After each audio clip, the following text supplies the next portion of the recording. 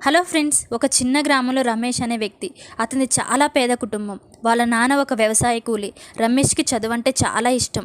కానీ అతని చుట్టూ ఉండేవాళ్ళు చదువుకు విలువ ఇవ్వని వాళ్ళే. రమేష్ మాత్రం ప్రతిరోజు 4 గంటలకు లేచి ఊరి చివర ఉన్న మఠంలో చదువుకునేవాడు. నిద్ర, ఆకలి, పిల్లలతో ఆటలు ఇవన్నీ అతని పట్టుదల ముందు కనిపించలేదు. పుస్తకాలు కొనేంత డబ్బు లేకపోయినా ఎవరో వదిలేసిన పాత పుస్తకాలు తెచ్చుకొని చదువుకునేవాడు. అతనిలో ఒక చిన్న లోపం, ఎంత చదివినా గుర్తుండేది కాదు. కానీ చదువు మీద పట్టుదల ఎక్కువే. కానీ చదువులో ఎప్పుడు ఓడిపోతూనే ఉండేవాడు.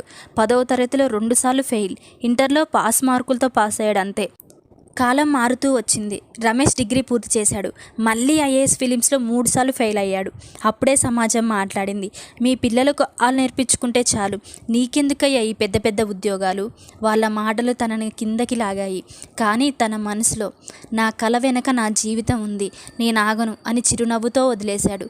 చివరిగా 4వ ప్రయత్నంలో అతను ఐఏఎస్ మెయిన్స్ రాసి ఇంటర్వ్యూలో సెలెక్ట్ అయ్యి 27వ ర్యాంకుతో ఐఏఎస్ ఉద్యోగం సాధించాడు. రమేష్ తన తండ్రి పాదాల వద్ద మోకాల మీద కూర్చొని, ఈ జ్ఞానం మీ సహనంతో వచ్చింది. ఏ రోజు నన్ను చదువు విషయంలో నిందించలేదు. మిమ్మల్ని నా తలపై పెట్టుకుంటున్నాను నాన్న. అతని కన్నీళ్లతో తండ్రి పాదాలు కడిగాడు. ఈ కథను పట్టి ఒకటి చెప్పగలను, మీరు ఏదన్నా సాధించాలి అనుకున్నప్పుడు ఎన్ని అడ్డంకులు వచ్చినా ఇది ఆరంభం మాత్రమే అని నమ్మండి చాలు. నచ్చిందా? నచ్చితే లైక్ అండ్ సబ్స్క్రైబ్ చేసుకోండి. Okay, bye.